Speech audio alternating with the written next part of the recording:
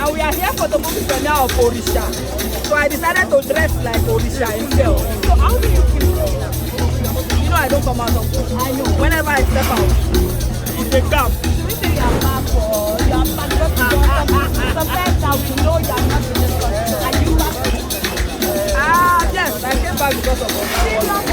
Of course. It was nice. So it should give you 100 around. I tell you, 100. So how do you